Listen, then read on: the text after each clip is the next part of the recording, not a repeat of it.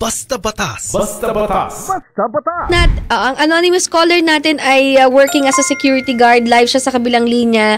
Ang pinagbabawalan sila daw ng security agency nila na magtanggal ng uniforme pag sila gumagamit ng banyo. At sila ay dinidismiss sa kanilang trabaho. Illegal dismissal yata ang kanilang gustong ireklamo. Sir, tama po ba? Kumpleto po ba yung detalye? Yes, sir. Ano namin, sir, kung pwede bang kasuhan ng illegal dismissal yan, sir, kasi 6 months lang kami rito sa pwede. Ang lesson kasi dito, pag nagsi-CR ka kasi, kailangan mo ng comfort and convenience. Oh, yes. So, hindi naman pwedeng naka-uniforme ka. Kailangan pag magsi-CR ka, tiyak mo, tama ang pagkatakin.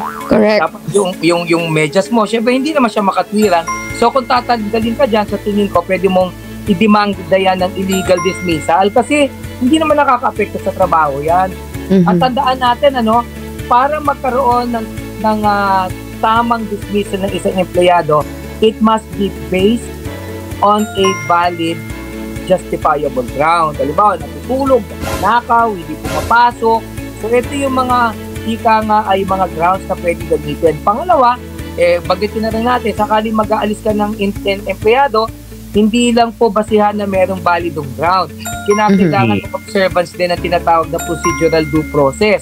So, dapat it has to be in writing, yes, o dapat ino-notify ka at bibigyan ka ng pagkakataon na ipaliwanag at ipagtanggol mo ang iyong sarili bago ka tanggalin. Kasi meron tinatawag na twin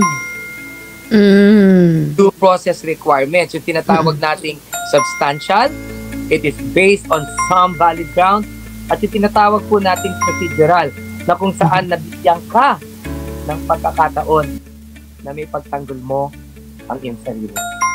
Basta Batas. Basta Batas. Basta Batas.